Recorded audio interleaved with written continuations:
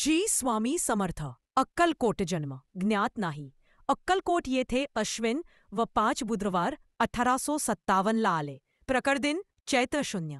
ज्ञात नाही. वेश दिगंबर. कार्यकाळ 1856 ते 1878. संप्रदाय श्री दत्तांचे चतुर्थ अवतार. गुरु ज्ञात नाही. समाधी चैत्र 0. अक्कलकोट येथे. चरित्रग्रंथ श्री स्वामी लीलामृत, श्री गुरु लीलामृत.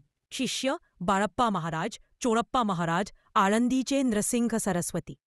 रामानंद बिडकर महाराज. खालील संतांवर विशेष प्रभाव. श्री साईबाबा, श्री गजानन महाराज शेगाव, सद्गुरू हरिबाबा महाराज फलटण, शंकर महाराज, स्वामी समर्थ. श्री स्वामी समर्थ अक्कलकोट महाराजांचा अवतार हा श्री दत्त परंपरेत चौथा मानला जातो. दत्त संप्रदायात ही परंपरा पुढीलप्रमाणे आहे. वेद आणि पुराण काळात श्री दत्त ही विभूती होऊन गेली. अत्री ऋषी आणि अनसूया यांचा पुत्र म्हणजे श्री दत्तगुरू हे होत. ऐतिहासिक दृष्टीने पाहता दत्त परंपरेतील पहिले सत्पुरुष म्हणजे श्रीपाद श्रीवल्लभ होत. पूर्वेकडील प्रांतात पीठापूर येथे 14व्या शतकात त्यांचा जन्म झाला. त्यांनी आपला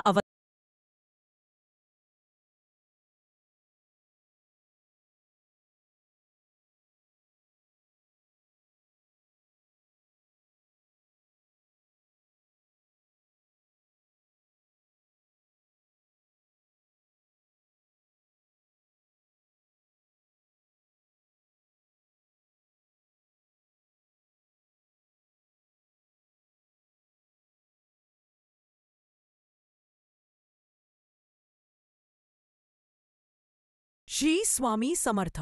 अक्कलकोट. जन्म ज्ञात नाही. अक्कलकोट येथे अश्विन व 5 बुधवार 1857 ला आले. प्रकटदिन चैत्र 0. ज्ञात नाही. वेश दिगंबर. कार्यकाळ 1856 ते 1878. संप्रदाय श्री दत्तांचे चतुर्थ अवतार. गुरु ज्ञात नाही. समाधी चैत्र 0. अक्कलकोट येथे. चरित्रग्रंथ श्री स्वामी लीलामृत, श्री गुरु लीलामृत. शिष्य बाळप्पा महाराज, चोळप्पा महाराज, आळंदीचे नृसिंह सरस्वती. रामानंद बिडकर महाराज. खालील संतांवर विशेष प्रभाव. श्री साईबाबा, श्री गजानन महाराज शेगाव, सद्गुरू हरिबाबा महाराज फलटण, शंकर महाराज, स्वामी समर्थ. श्री स्वामी समर्थ अक्कलकोट महाराजांचा अवतार हा श्री दत्त परंपरेत चौथा मानला जातो. दत्त संप्रदायात ही परंपरा पुढीलप्रमाणे आहे. वेद आणि पुराण काळात श्री दत्त ही विभूती होऊन गेली. अत्री ऋषी आणि अनसूया यांचा पुत्र म्हणजे श्री दत्तगुरू हे होत. ऐतिहासिक दृष्टीने पाहता दत्त परंपरेतील पहिले सत्पुरुष म्हणजे श्रीपाद श्रीवल्लभ होत. पूर्वेकडील प्रांतात पीठापूर येथे 14व्या शतकात त्यांचा जन्म झाला. त्यांनी आपला भक्तांना दिले आणि त्याप्रमाणे तेच पुढे नृसिंह सरस्वती या नावाने कारंजानगर येथे कारंजावरहार जन्मास आले. त्यांच्या अवतार कार्याचा कालावधी सन 1358 ते 1458. त्यांनी गाणगापूर येथे श्रीपाद श्रीवल्लभांच्या पादुकांची स्थापना केली. सन 1455च्या सुमारास ते श्रीशैल यात्रेच्या वेळी कर्दलीवनातून गुप्त झाले आणि त्यानंतर सुमारे 300 वर्षांनी कर्दलीवनातून ते पुन्हा प्रकट झाले. तेच स्वामी समर्थ अक्कलकोट महाराज होत. ऐतिहासिकदृष्ट्या ते तिसरे सत्पुरुष असून दत्ताच्या विभूतिमत्वाचा ते चौथा अवतार मानले जातात. श्री दत्त संप्रदायात जनार्दन स्वामी, एकनाथ दासोपंत, माणिकप्रभू, नारायण महाराज जालवणकर, चिदंबर दीक्षित, वासुदेवानंद सरस्वती उर्फ टेंबे स्वामी असे अनेक थोर सत्पुरुष होऊन गेले. श्री स्वामी समर्थांनी स्वतः मूळ पुरुष वडाचे झाड, दत्तनगर हे वस्तीस्थान आणि नाव नृसिंहभान असे भक्तांना सांगितल्याने दत्त संप्रदायात श्री स्वामी महाराजांचे स्वरूप हे श्री दत्ताचे चौथे अवतारित्व मानण्यात आले. त्यामुळे दत्तभक्त हे स्वामी भक्त झाले. श्री दत्तात्रयांचे तिसरे अवतार म्हणून अक्कलकोटचे श्री स्वामी समर्थ मानले जाते. लाकडे तोडताना कुऱ्हाडीचा घाव वारुलावर बसला व तो श्रीस्वामी समर्थांचे मांडीवर लागून श्रीस्वामी समर्थ समाधीतून जागे झाले. तो कुऱ्हाडीचा वार त्यांचे मांडीवर स्पष्ट दिसत असे. श्रीस्वामी समर्थ तेथून श्री काशी क्षेत्री प्रकट झाले. गंगाकाठाने कलकत्ता, जगन्नाथपुरी मार्गाने गोदावरी तीरावर आले. प्रथम श्रीस्वामी समर्थ मंगळवेढे ग्रामी प्रकट झाले. ते रानात वास्तव्य करीत, क्वचित गावात येत. गावात एक ब्राह्मण कुटुंब होते. ते श्रीस्वामी महाराज गावात आले की भोजन देत. मंगळवेढे येथील वास्तव्यानंतर श्री स्वामी समर्थ पंढरपूर, मोहोळ, सोलापूर ह्या ठिकाणी वास्तव्य करून श्री अक्कलकोट येथे आले. त्यावेळी 3 दिवस स्वामींनी अन्नग्रहण केले नव्हते. चोळाप्पा यांनी स्वामींना आपल्या घरी नेले व त्यांना भोजन दिले. त्या वेळेपासून श्री चोळाप्पा स्वामींचे एकनिष्ठ शिष्य झाले. चोळाप्पांचे घरातील मंडळी त्यांना एक वेडा घरात आणून ठेवला आहे असे म्हणत. श्री स्वामी समर्थ राजवाड्यात कधी कधी जात व एखादे वेळी त्यांच्या राजवाड्यातच 4-4 दिवस मुक्काम असे. अक्कलकोट येथे स्वामी महाराज प्रथम आले ते खंडोबाच्या देवळातील कट्ट्यावर स्थानापन्न झाले. हे खंडोबाचे देऊळ सध्याच्या एसटी स्टँडसमोर आहे. येथून पुढे वटवृक्षाखाली येऊन त्यांनी तप साधना केली. बालोन्मत्त पिशाच्च वृत्तीचे ते सिद्ध पुरुष होते.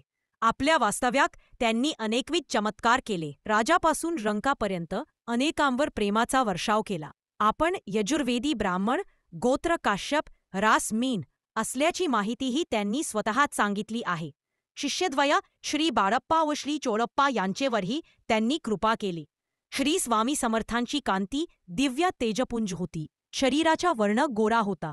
ते अजानुबाहू होते. तेथून स्वामींनी संपूर्ण देशात सर्वत्र भ्रमण केले.